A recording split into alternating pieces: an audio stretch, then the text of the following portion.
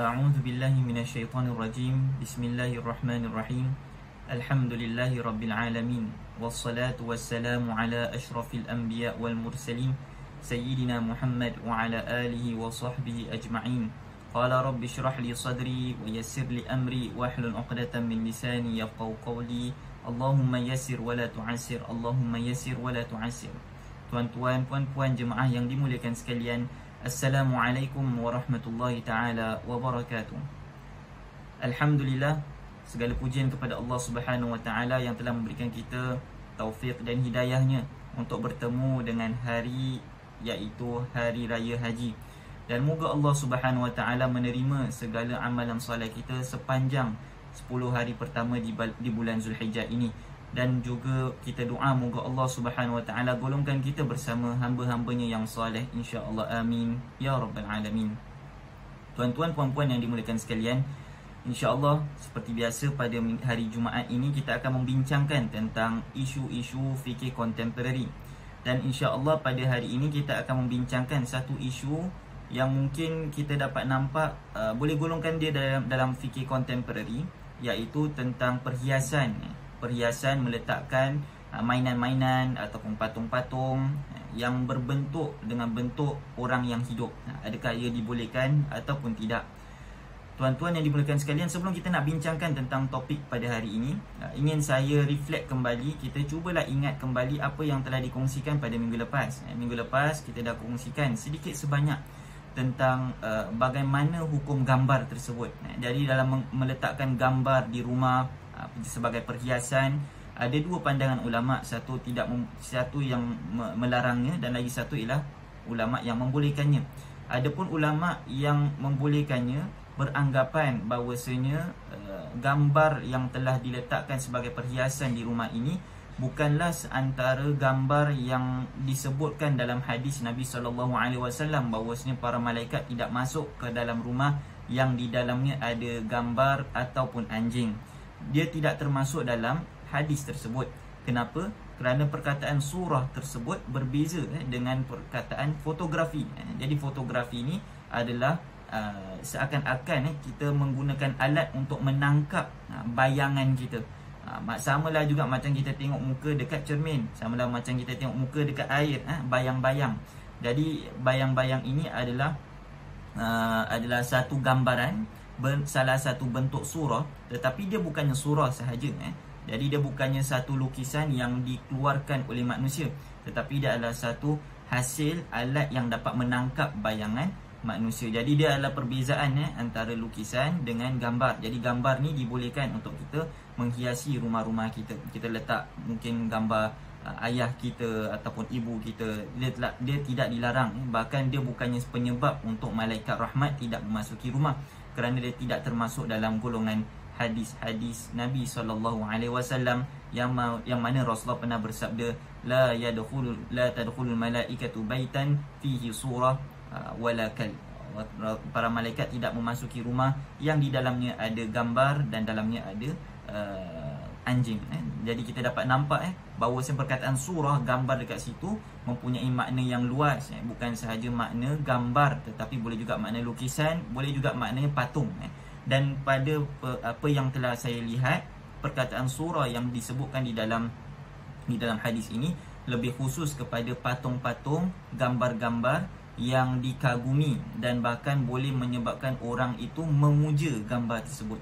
Jadi ataupun mungkin memuja lukisan tersebut ataupun memuja patung tersebut. Jadi itulah dia antara afrad ataupun barang-barang yang terangkum ataupun yang termasuk dalam kupasan hadis tersebut.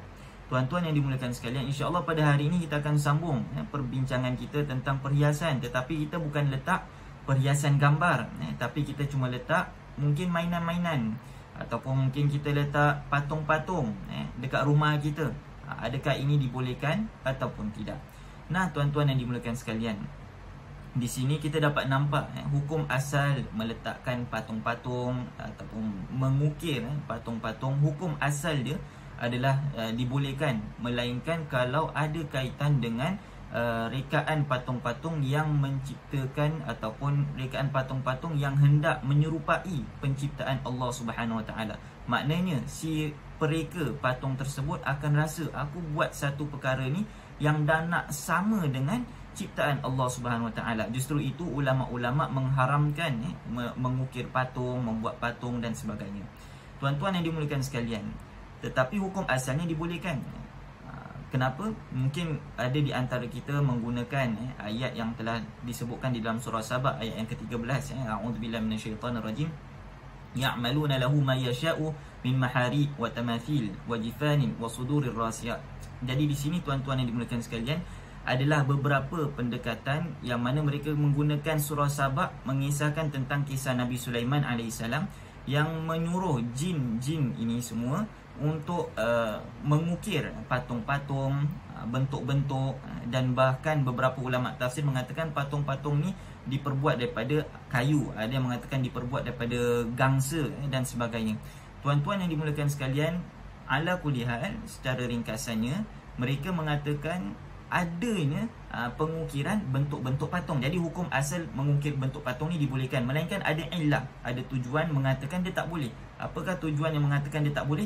Di dalam beberapa riwayat yang lain, contohnya kalau kita buka Fathul Bari, ada beberapa riwayat daripada Imam Bukhari rahimahullah mengatakan bahawasanya yudahi khalqillah, mereka cuba nak menyerupai penciptaan Allah Subhanahu Wa Taala. Daripada situlah nanti pada hari kiamat Allah Taala akan berkata kepada orang-orang yang mengukir patung ini untuk memberikan nyawa kepada ukiran yang mereka lakukan.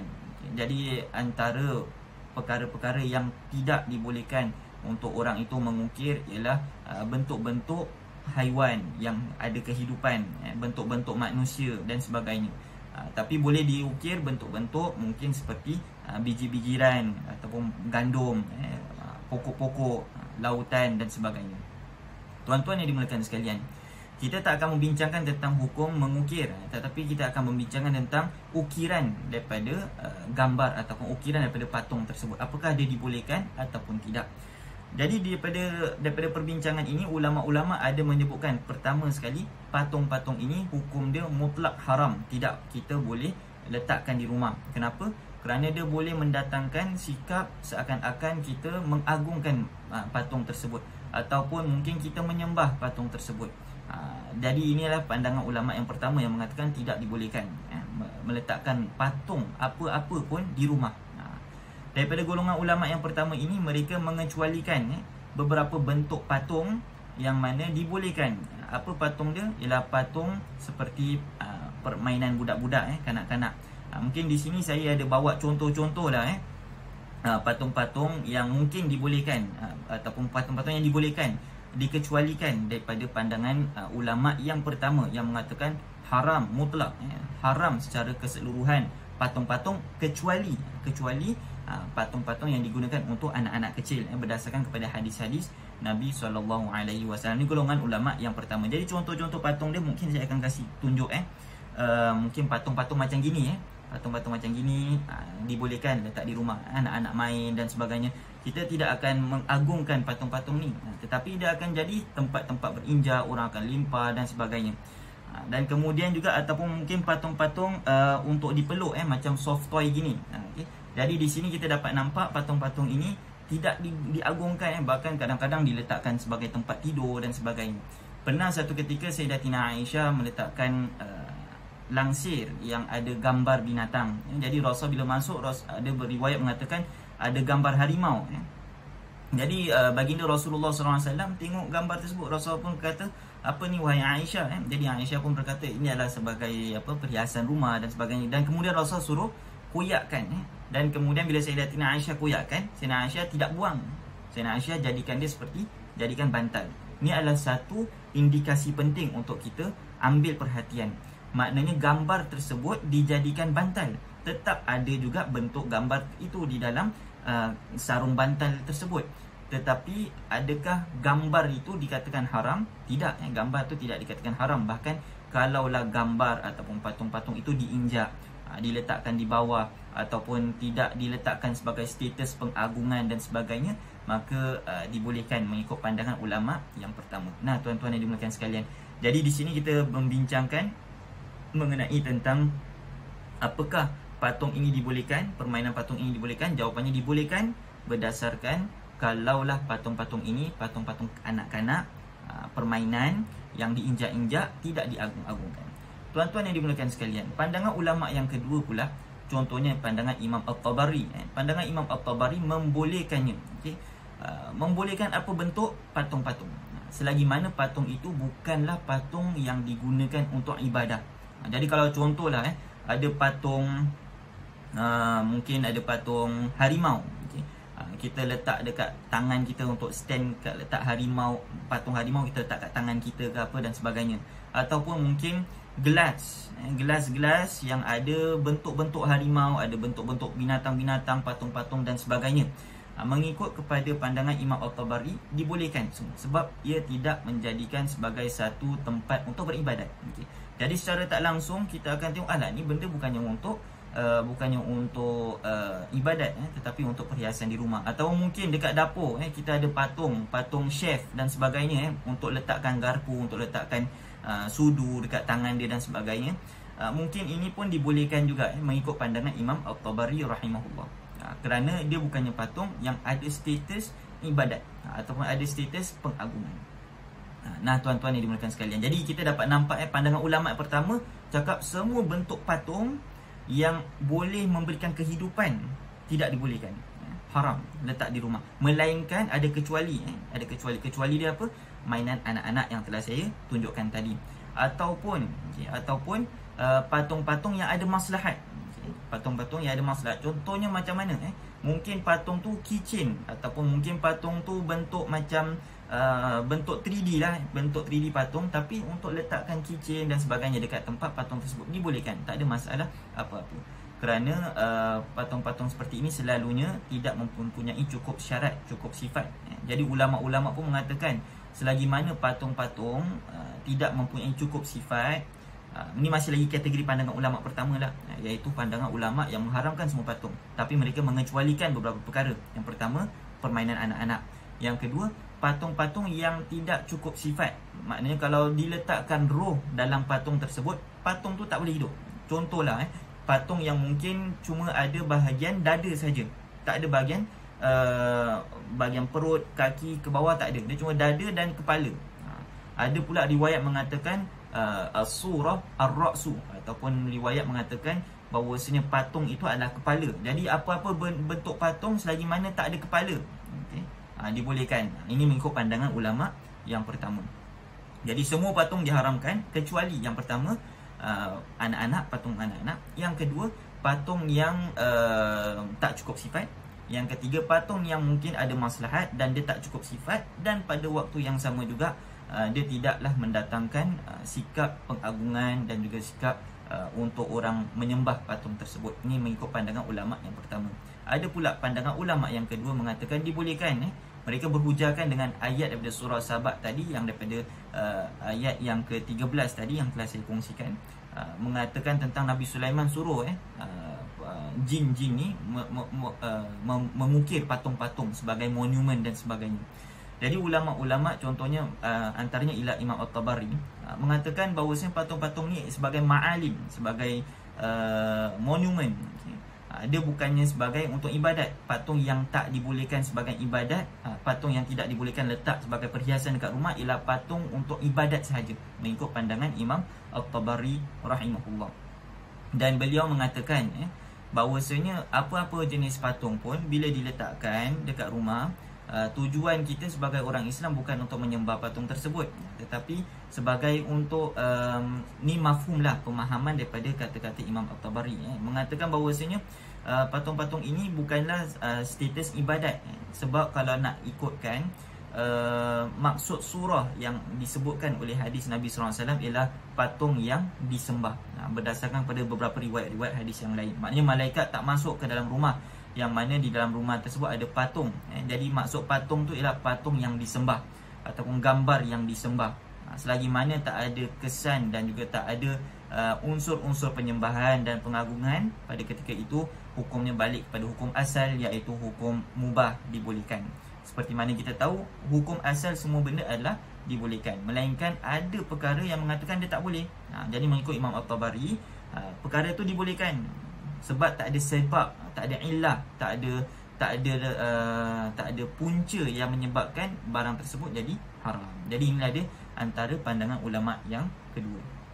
Jadi antara pandangan ulama yang ketiga terhadap patung-patung ini, kita dapat nampak ialah pandangan ulama yang membolehkan dengan syarat. Yang membolehkan dengan syarat, dan mereka meletakkan beberapa stages ataupun beberapa level terhadap patung ni. Ada patung yang dibolehkan ialah seperti patung-patung anak-anak kecil yang telah saya tunjukkan tadi, ataupun patung yang tak cukup sifat. Mereka ikut pada pandangan ulama yang pertama tadi tu. Ataupun pandangan mereka pun tambah lagi, kalau patung-patung tu untuk perhiasan yang tiada kesan apa-apa, macam contohnya ada gambar patung dekat tempat kita punya gelas, ataupun mungkin bentuk patung dekat kita punya dapur yang ada masalah-masalah tertentu, maka mereka kata dibolehkan. Tapi kalau untuk perhiasan saja, solely untuk perhiasan, contohlah kita jalan dekat antique shop, kita nampak harimau. Jadi kita nampak harimau yang dah disamak, binatang harimau yang dah disamak, ataupun mungkin patung harimau yang betul-betul bentuk dia betul-betul macam harimau tu, dia letakkan dekat rumah jadi sebagai perhiasan, nampak macam garang sikit rumah kita dan sebagainya. Dia letak patung tersebut dekat dalam rumah, boleh ataupun tidak. Jadi mengikut kepada pandangan ulama yang ketiga ini, adalah beberapa syarat yang mereka kena ikuti. Jadi antara syarat yang mereka boleh diikuti dan mereka boleh letak dekat rumah ialah patung-patung yang seperti itu tetapi tidak cukup sifat. Maknanya patung tersebut 100% macam gitu tak dibolehkan. Kenapa? Kerana dia seperti mencontohi ataupun dia dah sama dalam hadis kategori Nabi SAW yang mana Rasulullah pernah bersabda, yudahi bi khalqillah. Mereka cuba nak menyerupai bentuk tersebut dengan bentuk ciptaan Allah SWT. Maknanya seakan-akan mereka nak kata ini macam real lah, bahkan ciptaan ni ataupun patung ni lagi cantik daripada ciptaan harimau, iaitu ciptaan Allah SWT sendiri. Jadi inilah dia perkara-perkara yang boleh possibility berlaku di dalam hati kita. Jadi itulah mereka meletakkan syarat-syarat, tapi taklah sampai kepada syirik. Maknanya dia berdosa, dia tak sampai keluar daripada agama Islam. Tapi kalau dia meletakkan patung yang ada sembahan, sebagai contoh dia mengagungkan patung tersebut, patungnya ada power dan sebagainya, dan sampai kepada martabat syirik yang boleh membuatkan orang itu berdosa besar. Bahkan kalau dia sembah terus patung tersebut, maka dia jadi kufur, terus terkeluar daripada ajaran Islam. Nah tuan-tuan yang dimuliakan sekalian, jadi bentuk patung jenis level yang kedua dan ketiga tadi itulah yang mendatangkan yang membuatkan malaikat ni tak masuk dalam rumah kita. Jadi yang kita nak betul-betul jaga untuk kita dapat ketenangan dekat rumah, dapat murah rezeki, hubungan semakin baik antara keluarga dan sebagainya, elakkan meletakkan perhiasan-perhiasan yang memang bentuk dia tu menyerupai bentuk betul-betul macam manusia. Nah, dekat sini saya nak touch sedikit sebanyak kita keluar daripada perbincangan tentang mazhab-mazhab ulama terhadap patung. Kita bincangkan terhadap sikap kita terhadap patung pula. Saya nak ajak kepada tuan-tuan sekalian, kita fikirkan dan kita cuba renungkan sejak pada zaman 1970-an, sejak keluar cerita-cerita ataupun cerita-cerita rekaan tentang science fiction ataupun seperti Star Trek, Star Wars dan sebagainya, mereka dah mula mengeluarkan patung-patung yang seperti ada nyawa, bentuk macam manusia tapi bukan manusia, ada bentuk-bentuk haiwan sedikit. Dan pada waktu yang sama dia jadi satu budaya yang baru, budaya fandom ataupun budaya fan. budaya seakan-akan mereka minat dengan satu benda tu, dan mereka akan collect barang-barang ni dan letakkan di rumah. Dan budaya ini mula berkembang pada awal 1970-an. Di sini tuan-tuan yang dimuliakan sekalian, kita dapat nampak trend dia semakin banyak dan semakin banyak dan semakin banyak sampai sekarang. Baik-baik mainan tersebut seperti mainan yang telah saya kongsikan tadi, mainan-mainan diinjak-injak dan sebagainya. Lama kelamaan permainan tersebut dah evolve. Dia bukannya hanya untuk anak-anak kecil saja, tapi dia dah mula masuk kepada orang-orang dewasa. Orang-orang dewasa dah mula iqtina ataupun dah mula collect barang-barang tersebut. Bahkan barang-barang tersebut boleh jadi berharga yang mahal.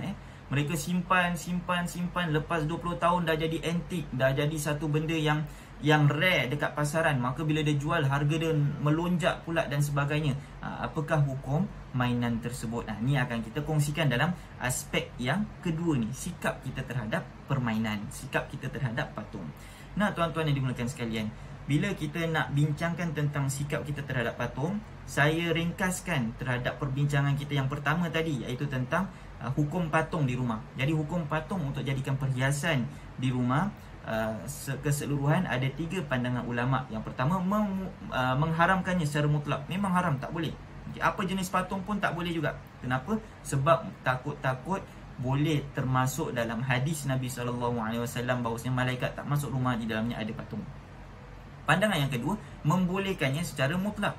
Kenapa? Kerana yang dimaksudkan dengan hadis Nabi, patung itu adalah patung yang disembah, dan mereka mengeluarkan hujah-hujah mereka sendiri. Ini adalah pandangan yang kedua. Pandangan yang ketiga, mereka meletakkan syarat, membolehkan dengan bersyarat.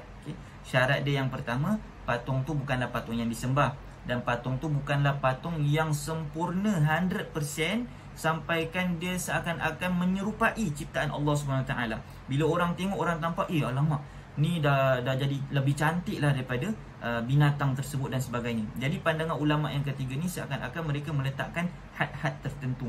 Jadi berdasarkan kepada 3 pandangan ini, saya lebih tertarik dan tercondong kepada pandangan ulama yang ketiga, iaitu mengatakan boleh dengan bersyarat. Jadi syarat dia yang pertama ialah hendaklah patung tersebut tidak sampai kepada martabat yang disembah. Kemudian patung tersebut tidaklah sampai kepada martabat yang sempurna, yang perhiasan tu tak ada makna apa-apa, cuma letak dekat situ untuk jadi perhiasan, cantik je. Mungkinlah ada orang buat patung harimau, letak dekat tempat rumah setakat jadi patung saja, dan setakat jadi perhiasan saja, tak ada manfaat dia, tak ada maslahat apa-apa dan sebagainya. Jadi lebih baik kita elakkan sebagai tanda warak, sebagai sikap warak kita terhadap ajaran Islam, bersikap berhati-hati, maksudnya warak. Baiklah, itulah dia ringkasan daripada perbincangan kita yang pertama. Tapi kalau katakan mainan-mainan kanak-kanak, tu dah dibolehkan jugalah, termasuk dalam pandangan pandangan ulama yang ketiga yang mengatakan permainan kanak-kanak ni pun dibolehkan. Walaupun orang yang dah tua ataupun mungkin orang yang dah berumur, yang bukan lagi dalam peringkat anak-anak kecil, mereka mungkin pada waktu kecil susah nak dapatkan permainan tersebut, susah nak dapat mainan tersebut. Bila dah besar baru dapat beli mainan tersebut dan sebagainya. Pada ketika itu dia tidaklah menjadi satu permasalahan, dan dia bukannya satu dosa besar, ataupun tak termasuk pun dalam sikap dosa ataupun hadis Nabi SAW yang mana Rasul bersabda, malaikat tak masuk rumah yang dalamnya ada patung. Samalah juga ya tuan-tuan yang dimuliakan sekalian, termasuk dengan hukum permainan perhiasan, meletakkan patung-patung permainan di rumah. Kita beli mungkin Hello Kitty, kita mungkin beli patung-patung kecil, Barbie dan sebagainya, tapi kita tidak main dia, kita jadikan dia sebagai perhiasan dekat rumah. Ni pun dibolehkan, tidak menjadikan satu permasalahan mengikut pada pandangan ulama yang ketiga. Tuan-tuan yang dimuliakan sekalian, sekarang ni bila kita nak bincangkan tentang sikap kita terhadap permainan, khususnya permainan-permainan fandom, permainan-permainan yang ada minat kepada orang-orang tertentu. Contohnya ada orang suka Transformers, dia beli Transformers. Di sini tuan-tuan yang dimuliakan sekalian, sebelum nak kita meletakkan hukum kepada satu perkara, ingin kita ajak kepada tuan-tuan sekalian kita untuk kita lebih adil dalam satu perbincangan. Kita hendaklah faham satu perkara tersebut sebelum kita meletakkan hukum ni. Seperti mana kata-kata ulama mengatakan al-hukmu ala syai'in far'un an tasawwuri. Sebelum kita nak menghukumkan ataupun penghukuman terhadap sesuatu perkara adalah sebahagian daripada ataupun adalah produk daripada pemahaman terhadap apakah perkara yang kita nak bincangkan tu. Jadi kalau kita nak cakap pasal permainan, kita kalau tengok kepada istilah-istilah permainan, patung dan sebagainya, mereka ada grade-grade. Ada permainan grade. Contohlah, kita kasih contoh seperti mungkin Transformers, ataupun mungkin kita contoh replika-replika mainan-mainan tertentu. Dia ada grade. Ada grade yang rendah. Grade rendah ni kalau kita tengok, dia punya badan dia senang pecah lah, dan kemudian design dia tak sempurna lah, tak cantik. Mungkin anak-anak kecil akan tertarik. Tapi orang-orang dewasa yang ada sikap fandom, sikap minat terhadap sesuatu cerita atau sesuatu karakter dan sebagainya, tak akan tertarik. Ini adalah grade yang pertama. Kemudian masuk pula grade yang kedua, mungkin agak mahal sedikit dan kemudian bentuk dia lebih cantik. Kemudian ada grade yang lagi seterusnya, grade yang ketiga, dah nak menyerupai dengan bentuk asal orang tersebut ataupun dan sebagainya. Dan kemudian ada grade yang lagi tinggi lagi, lebih mahal lagi, lebih eksklusif lagi.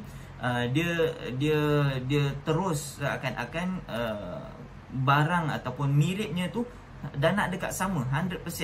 Dan skill ataupun besarnya patung tu, kecil patung tu pun memberikan kesan dalam detail yang akan dikeluarkan dalam patung ataupun permainan tersebut. Nah, tuan-tuan yang dimuliakan sekalian, samalah juga kalau kita tengok pula selain daripada permainan, mungkin kalau ada patung-patung tertentu, kalau kita buka, kita tengok dekat internet, ada patung-patung dia menyerupai betul-betul seperti manusia.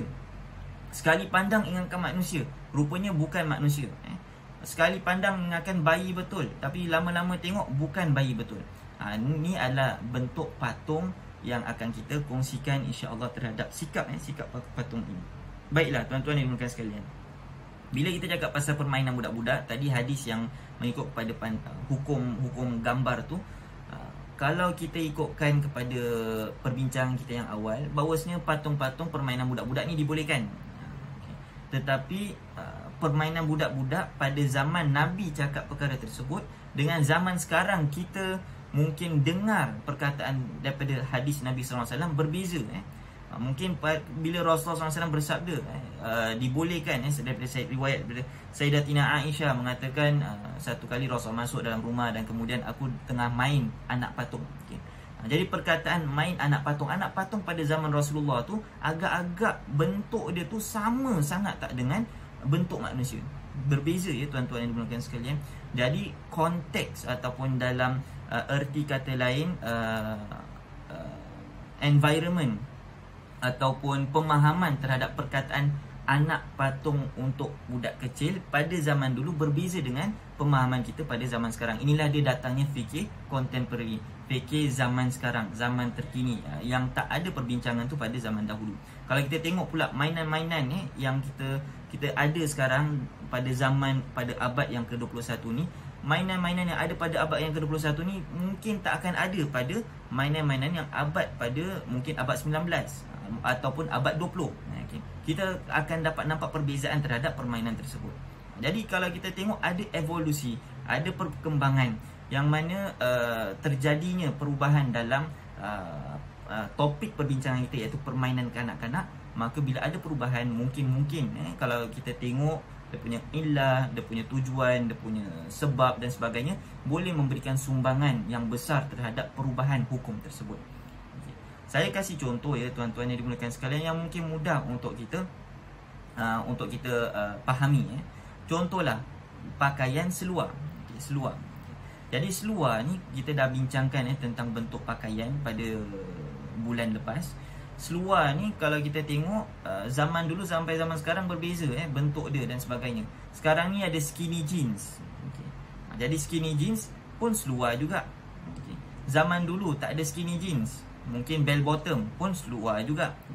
Tetapi perubahan bentuk terhadap perkataan seluar tersebut membuatkan hukum dia pun berubah.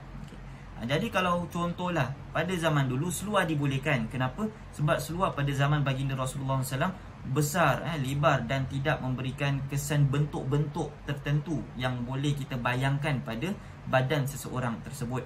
Pada ketika itulah seluar pada ketika itu dipakai pada zaman tersebut dibolehkan.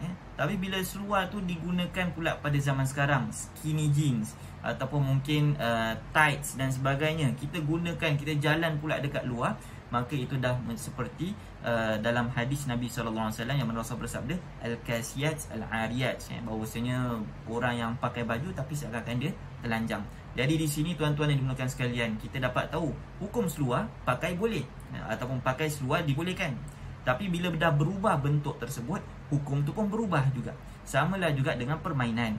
Bila Rasulullah SAW pada zaman Rasulullah dengan Sayyidatina Aisyah, dengan bentuk permainan yang ada pada zaman baginda Rasulullah dan pada zaman Sayyidatina Aisyah, kita akan dapat tahu bahawasanya Rasul bersabda ataupun kata-kata Sayyidatina Aisyah itu sendiri mengatakan bahawasanya ikrar daripada baginda Rasulullah SAW, Rasul tak melarangnya.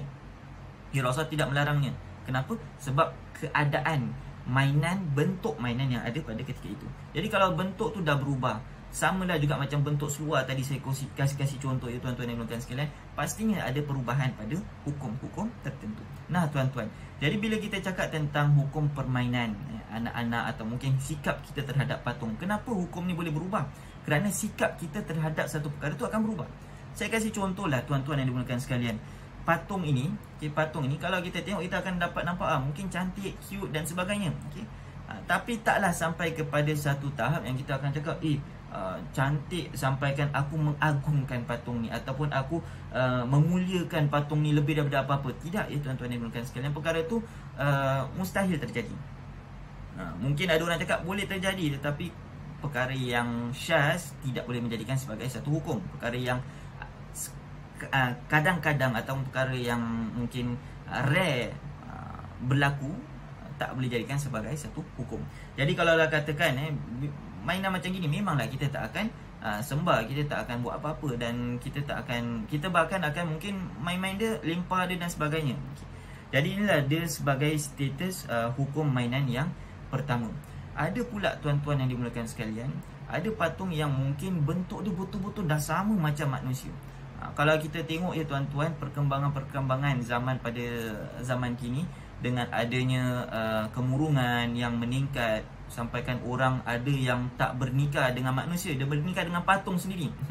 Ataupun sebab patung tu dah betul dah bentuk dia sama macam manusia, ataupun mungkin dia mengagungkan sangat bentuk-bentuk bayi yang patung bayi tu betul sangat nampak macam bayi yang real dan sebagainya. Jadi kalaulah status kepada hukum ataupun status bentuk pada waktu tersebut, kita dapat nampak sikap kita, daya tarikan jiwa manusia terhadap patung-patung itu berbeza.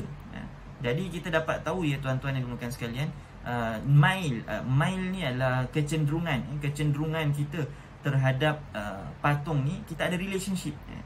Manusia kalau tengok macam mainan, dia akan tahu ni relationship aku dengan patung ni adalah relationship mainan, tak ada lebih daripada perkara tersebut. Tapi tuan-tuan dan dimuliakan sekalian, ada kalanya bentuk permainan tu bila dah berubah, bentuk permainan tu dah semakin detail dan semakin menyerupai 100% macam manusia. Pada ketika itu kita hendaklah berhati-hati sebab sikap kita akan berubah.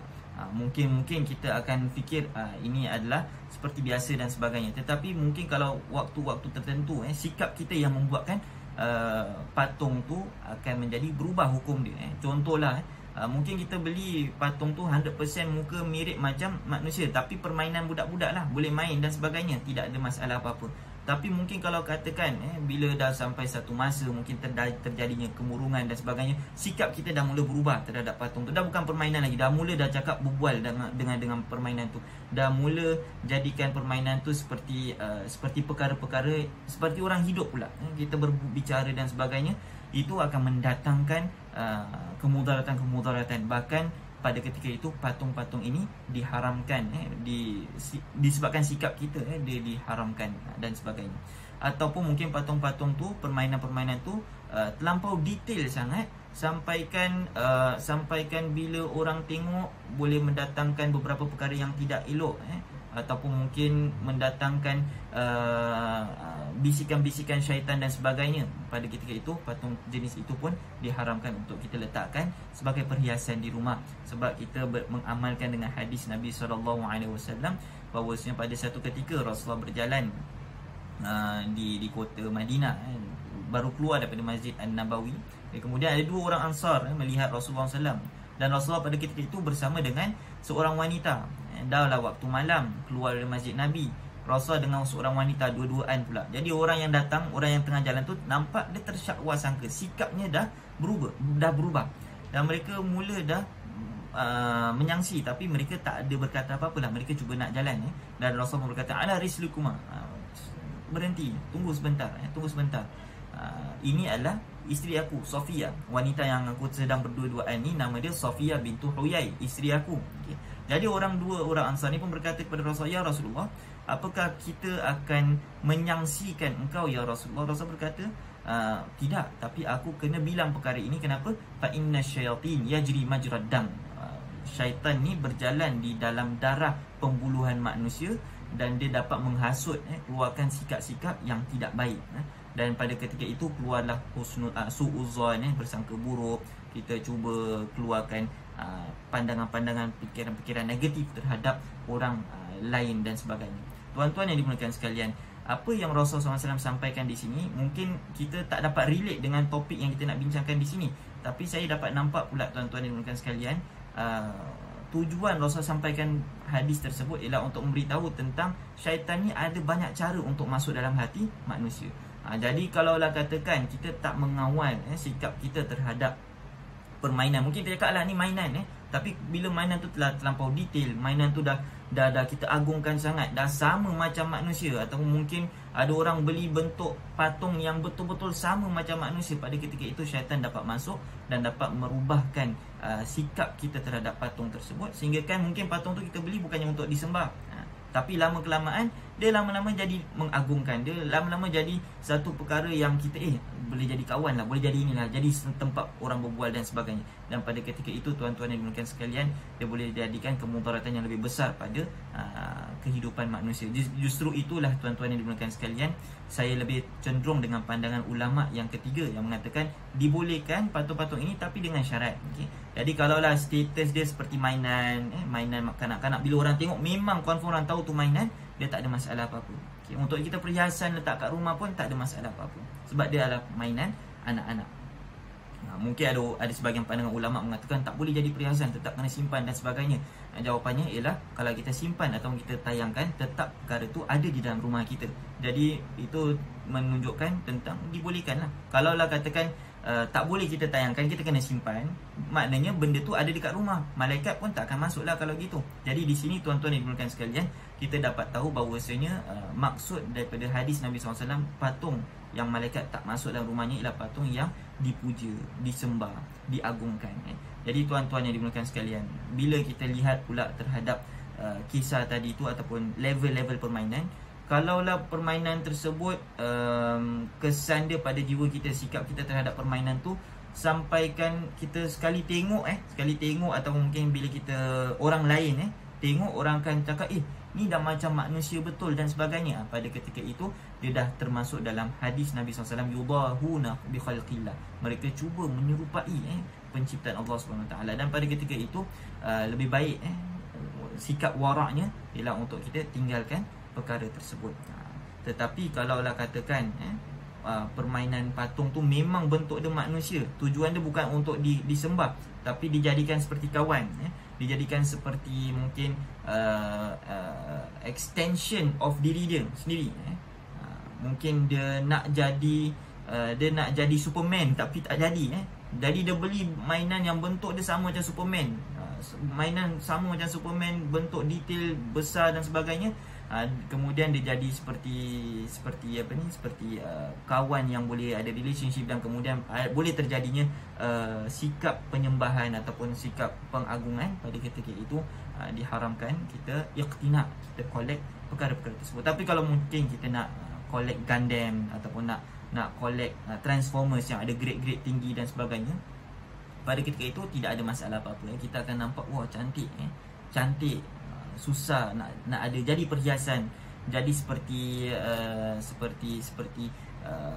mengingatkan kembali masa-masa gembira dan sebagainya, tu tak ada masalah apa-apa. Tapi kalau bentuk tu dah sama sangat dengan bentuk manusia, dah sama sangat dengan bentuk figure manusia dan sebagainya, pada ketika itu dia akan menjadikan satu sikap yang berbeza dengan terhadap mainan-mainan yang bukan bentuk dia bentuk manusia. Jadi inilah dia sedikit sebanyak yang dapat kita kongsikan bersama. Moga Allah Subhanahu Wa Taala tambahkan keimanan kita, dan moga Allah Subhanahu Wa Taala kuatkan keimanan kita, hati kita, untuk sentiasa mengambil jalan yang lebih baik, jalan yang wara', jalan yang lebih berhati-hati dalam agama kita. Moga Allah Subhanahu Wa Taala golongkan kita bersama orang-orang soleh, insya-Allah.